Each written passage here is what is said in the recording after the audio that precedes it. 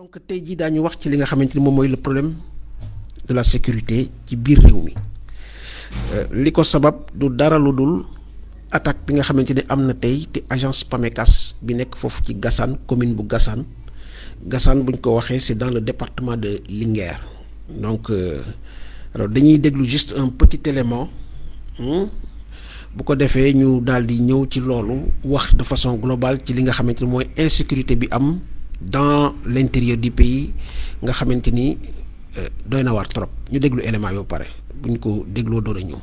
ñaawteef ñoo song PAMECAS di barab bu ñuy dencee ak leble xaalis tam nekk ci commune bu Gassane ci biir département bu Linguère cong maa ngi am guddi altine ji ñu génn jàpp talaata ginnaaw xibaar yi ñu taataan si ñenn sax ña fay liggéeyee nemmeekoo gun benn xaalis buñ fa jot a jël li ko waral mooy ndawi gendarmerie bu Gassane biñ leen ko yëgalee dañoo jóg ci saasa jàmmarloog yi lee def katu ñaawteef ba soxonte ay bal jot caa am seen diggante commune bu Gassane ci biir département bu Linguère te jege lool Touba dañ fay faral di nemmeeku ay cong yu ñu mel ba tax na askan waa ngi sàkku ci kilifa yi ñu gën a yokk lii di seen kaaraange yi Baye Assane Diaw Linguère rajo. donc mu ngi noonu mu nekk li nga xamante ni moom moo xew tey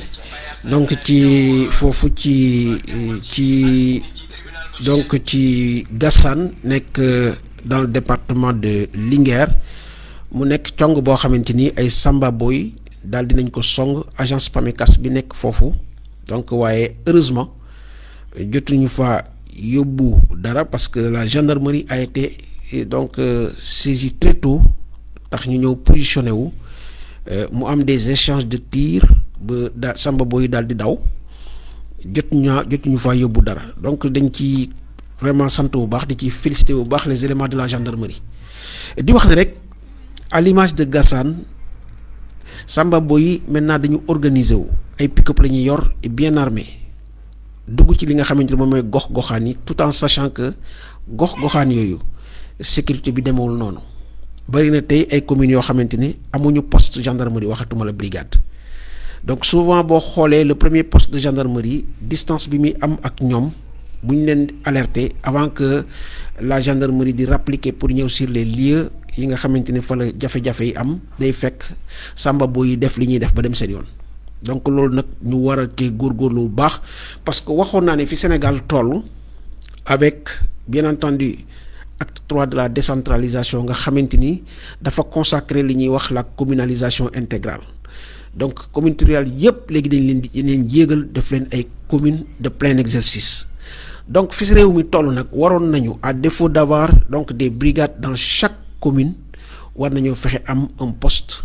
de gendarmerie donc fi nga xamante ni moom mooy les différentes communes du pays parce que loolu à défaut de régler de façon définitive li nga xamante ni moom mooy la question de l'insécurité dina servir quand même de dissuasion pour que samba boy yi nga xamante ni en tout cas seen xel dem ci dëkk gox-goxaan yooyu ngir commettre fa ay vol à main armée loolu dina leen peut-être dissuader donc loolu vraiment dañ ciy gën a ñaax li nga xamante ni moom mooy les décideurs ñi ngànk réew mi ñu gën a góorgóorlu en tout cas ci li nga xamante ni moom mooy en tout cas donc problème mu sécurité boobu fi nga xamante ni moom mooy intérieur du pays donc ñuy gën a félicité waat les éléments de la gendarmerie qui ont promptement donc réagi donc avec diligence ci li nga xamante ni moom mooy attaque boobu nga xamante ni amoon na ci agence PAMECAS bi nekk foofu ci diwaanu Gassane.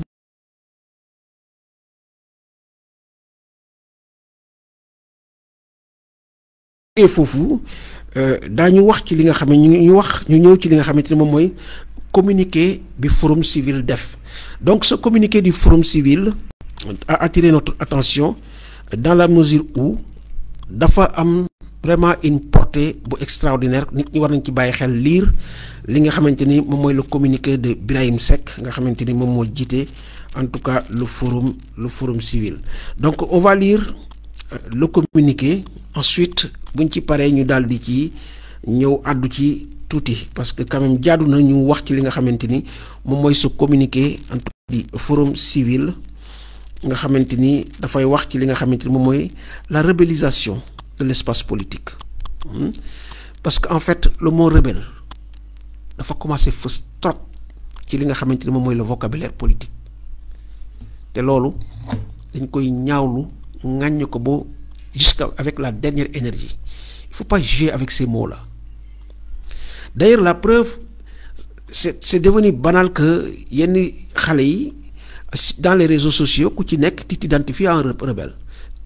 rebelle nangam vous salue rebelle nangam va se coucher rebelle nangam vous salue depuis nangam donc voilà yenn caaxaan yi voilà où ça fi muy aboutir donc il va falloir quand même que nos hommes politiques se ressaisissent. On ne peut pas jouer avec certains mots yi nga xamante ni dëgg-dëgg du caaxaan du lu ñuy foowe. On ne peut pas nga identifier nit parce qu'il appartient à une telle région nga koy identifier en un rebelle. Ça c'est mesquin, c'est pas joli.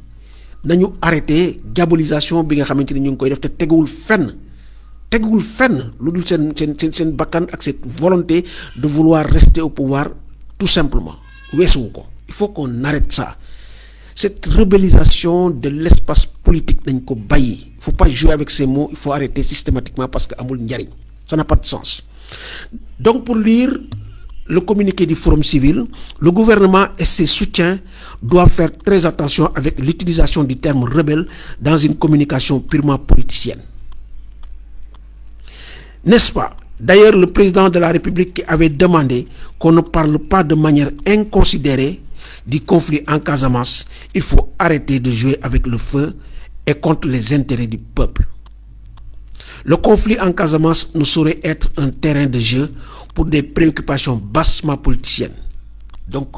signé Birahim Seck du Forum civil. On applaudit vraiment cette position courageuse de Birahim Seck sur, en tout cas, ce langage nga xamante ni c'est devenu à la mode de nos politiciens nga xamante ni ils sont en train de jouer avec le feu. Nañu arrêter di askanale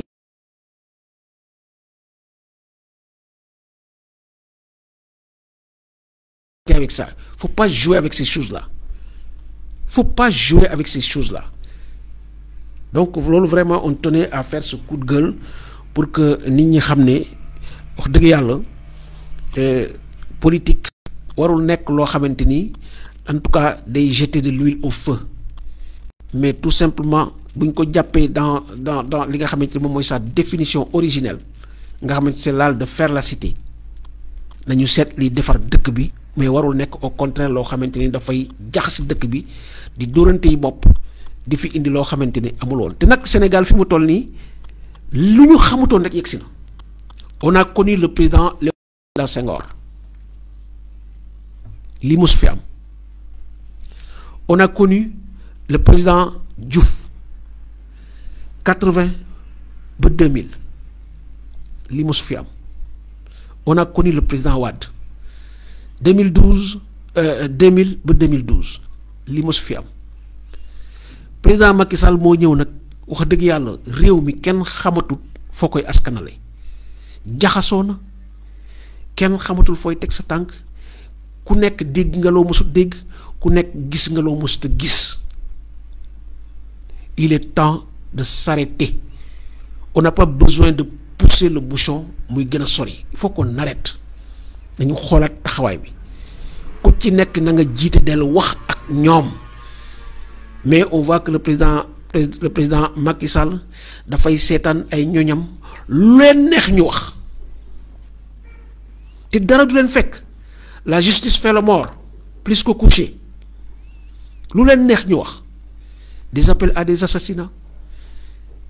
on traite les opposants d'imbéciles kenn du wax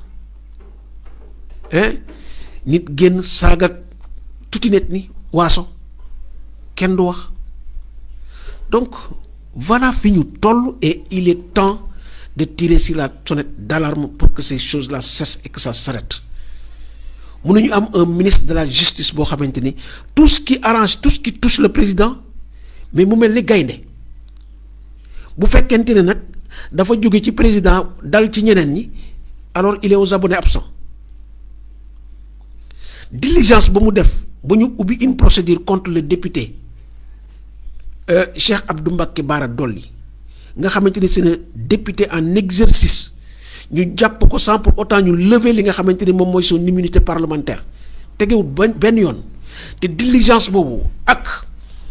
en tout cas gaawaay bi bu ko defoon ci Ahmed Suzanne Camara kenn du wax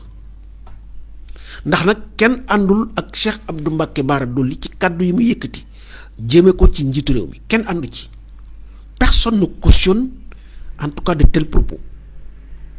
mais la justice doit être au-dessus de tout le monde mais mënuñu am une justice boo xamante ne dafa am fu ñu ko orienté ak fu ñu ko orienté wul ni ñu def bu auditionné ki nga xamante ne mooy Cheikh Abdou Mbacké noonu la ñu war a def bu auditionné ki nga xamante ne mooy Ahmed Suzanne Camara donc vraiment Birahim chapeau à vous pour cette position courageuse contrairement à certains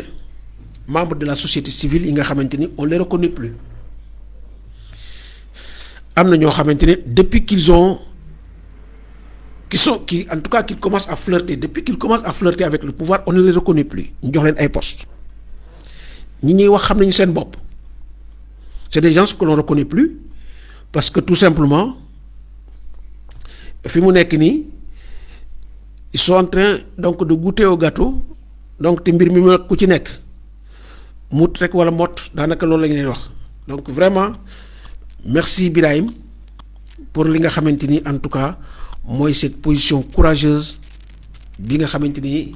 en tout cas jël nga ko. alors ñu continuer toujours sur cette lancée pour wax ci li nga xamante ni moom mooy arrêté gouverneur. Tout à l'heure je pense que vous avez suivi sur notre page la conférence de Yewwi Askan Wi ci décision bi conseil constitutionnel jël mais également li nga xamante ni moom mooy spécimen bu ngeen ko déggee mooy këyit bi ñu lay won buy wone choix yi nga def ci couleur yi ak en tout cas couleur yeeg logo yeeg et cetera ñoom bi ñu demee contrairement à ce que dit la loi électorale nga xamante ni image daf ci war a nekk ki nga xamante ni moom mooy tête de liste bi daf ci war a nekk logo daf ci war a nekk donc loolu yëpp c'est la loi électorale moo ko consacré mais ñu gis ne Sénégal fi mu toll nii arrêté moo bëgg a yëg ci kaw loi c'est extraordinaire c'est-à-dire que ce pays-là dañ ko doon wax nit ñi yaakaar ne alors vraiment c'est exagéré comme ni ko sama grand waxee Samba Ndiaye que ce pays marche par la tête maintenant au contraire au lieu de marcher par les pieds tout est à l'envers parce que fii la ñu gis actuellement loi donc arrêté féete ko kaw parce que vous vous rendez compte regardez le gouverneur nga xamante ni d'habitude on voyait le préfet moom mooy apprécier li nga xamante ni moom mooy les marches préfet mooy interdire moom mooy autoriser mais dañu gis ne c'est extraordinaire que le gouverneur bizarrement alors pour une première fois mu ngi illustré wu génn pour génne un arrêté interdisant toutes sortes de manifestations dans cette pré-campagne. Les gens adressent de sévères critiques au conseil du président comme si ces derniers étaient payés à ne rien faire au lieu de le conseiller. Mais une question mérite d'être posée. Est-ce que le président ne donne pas l'impression de quelqu'un qui se suffit tellement à lui qu'il n'a pas de besoin d'écouter qui que ce soit? En tout cas, Monsieur le Président, si c'est le succès que vous cherchez, si c'est le désir d'accéder à un troisième mandat qui vous oriente vers de telles options, sachez hélas que chaque fois que vous posez de tels jalons, des centaines de milliers de Sénégalais et Sénégalaises qui jadis vous respectaient et croyaient en vous risquent de vous tourner le dos et de manière définitive. S'il est déjà trop tard, Monsieur le Président, rappelez-vous que c'est le peuple sénégalais, ce peuple de Diom, de kersa, de sutura, de teggin qui a fait de vous ce que vous êtes. Et le jour que ce peuple cessera de se retrouver dans vos faits et gestes, ce jour-là sonnera de manière irréversible la fin de votre règne. Nonobstant les très mauvaises images que vous laisserez à la postérité, de la part d'un modeste citoyen qui ne vous insultera jamais de la vie parce que n'ayant pas reçu ce genre d'éducation, mais qui n'a pas du tout peur de vous dire ce qu'il pense, même s'il sait que d'autres peuvent avoir une option contraire. Donc vraiment, j'applaudis à cette belle plume, mais également à ce texte boo xamante ni dëgg ko lal wax dëgg yàlla ay nit ñu mel ni dañuy sawar di leen gis ñuy jël seen bic di bind, à défaut de parler ñu dégg leen ñu bind, et les sites vont relayer vraiment li nga xamante ni moom la ñu bind. Donc j'ai bien apprécié la partie où il dit que les conseillers du président sont payés à ne rien faire. Wala boog c'est le président qui se suffit à lui-même. Bu ngeen delloo ci ginnaaw Idrissa Seck, Idrissa avant ñu koy jël fi nga xamante ni moom mooy conseil économique, social et environnemental, Idrissa mës na def une sortie où il disait que Macky Sall du déglu kenn, dégluwul les chefs religieux, dégluwul kenn. C'est les paroles de Idrissa. Allez dans le net et vous verrez la vidéo. Donc pour vous dire que président bañ na ko bu waree def dara sax dafay jóge ci réew mi dem yoonam pour juste kenn du ko mën a joindre. Mais nag dinaa poser aussi la question à Idrissa Seck, comme moom xamoon na loolu au départ, alors que moom fi ñu ko yóbbu c'est une institution boo xamante ne dafay conseiller le président pour les affaires économiques, sociales et environnementales. Ndem xam nga ne yow kii du déglu kenn, du conseiller, du sénégalais yi, du les religieux, kon yow lu tax nga nangu dem jël institution boo xamante ni liñ koy doyee mooy mu conseiller président, comme moom du déglu dara, ça veut dire que yow la nga fa toog di liggéey mais amul njëriñ, parce que lañ fay génn ci liggéey président doyewu ko dara, soxlawu ko, parce que dégluwu ko, liiru ko, xoolu ko, yëru ko. Kon yow Idi yaa ngi lekk xaalis boo xamante ni ca dëgg-dëgg wax dëgg yàlla ñemoo ma wax ne lewul, waaye day wax dëgg yàlla la tax ñu teg la fa, ka tax nga toog fa, loolu la nga fay liggéey amalu ko njëriñ.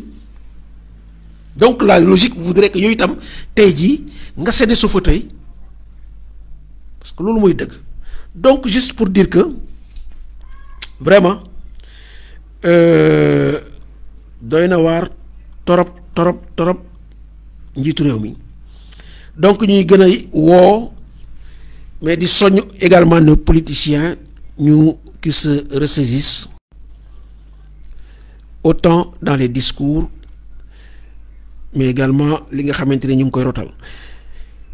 Alors di wax nag le gouverneur, il faut qu'il se ressaisisse, et à travers lui l'administration, la police et la gendarmerie. Li xewoon le 12 mars,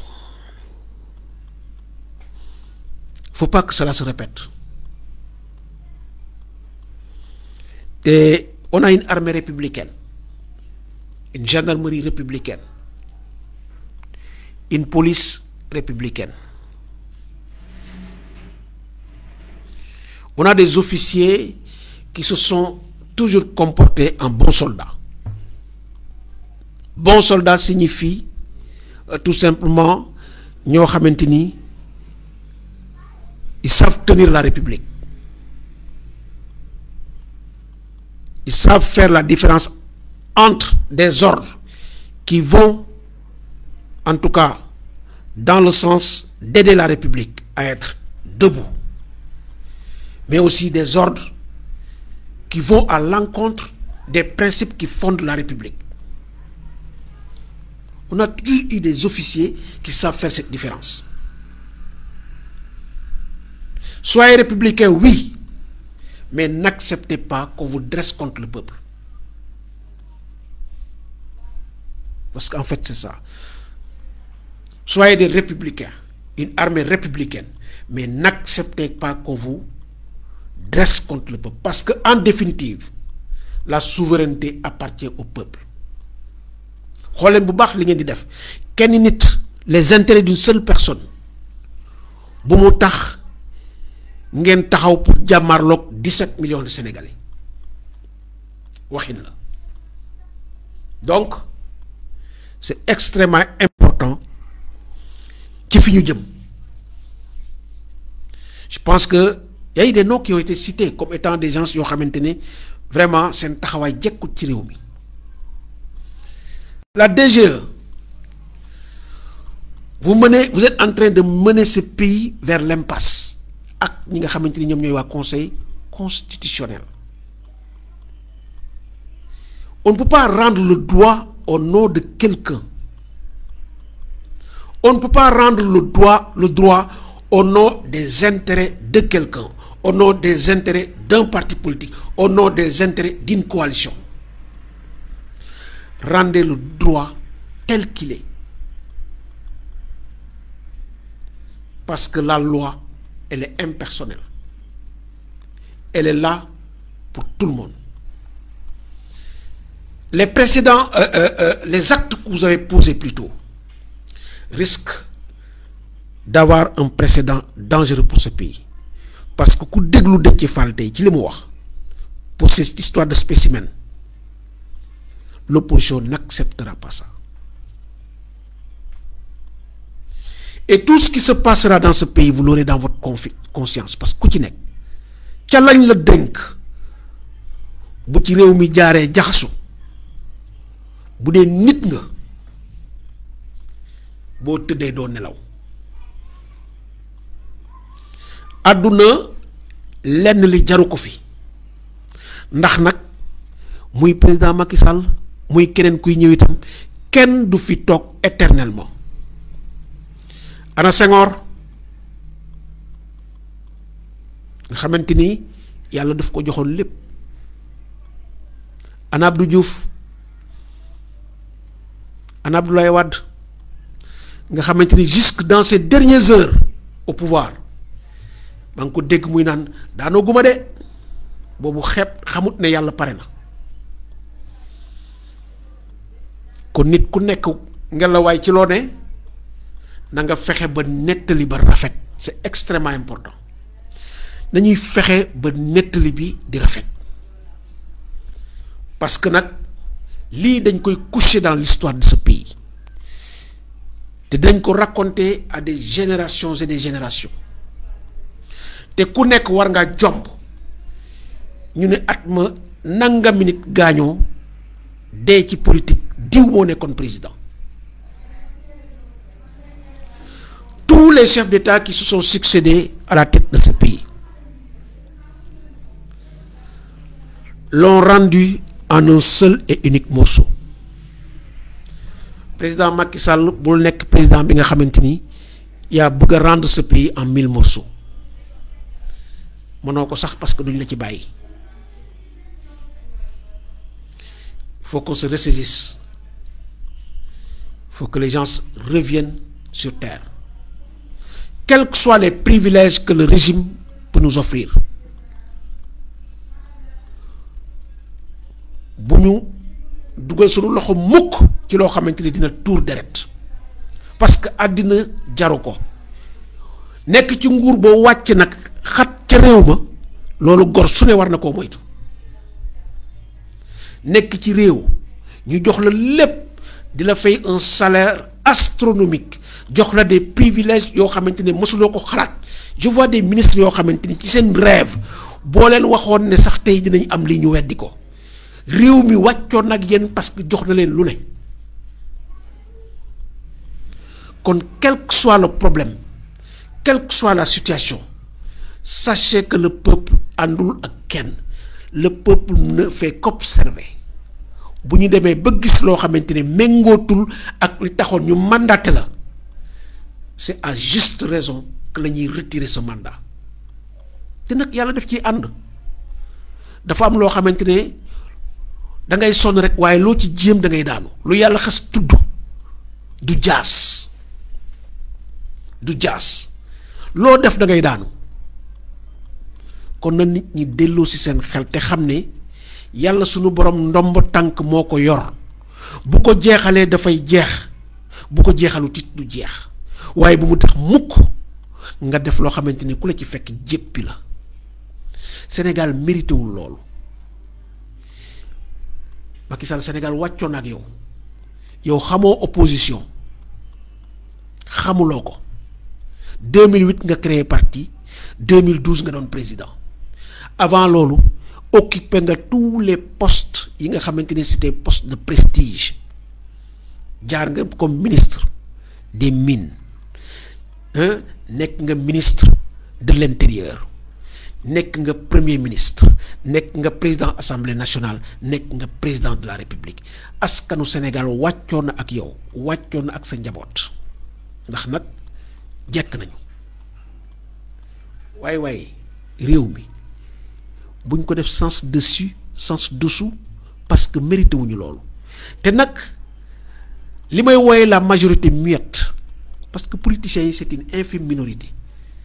ñii fal ak di folli ils sont dans les maisons doo leen dégg dans ces débats stériles ils sont dans les maisons et ils sont en train d'observer te kenn gënu leen a ñor c'est des gens yoo xamante ne dañoo xam bu baax li réew mi soxla di xaar bés bu rafet yow nag def nga lépp fexe nga ba le fichier tu es le seul à connaître le fichier bañ nga ko ba sunu données personnelles da nga koo jox ay indonésiens parce que nag le fichier n'est pas au Sénégal moom rek moo xam la teneur de ce fichier suñuy données personnelles tooñ nga ñu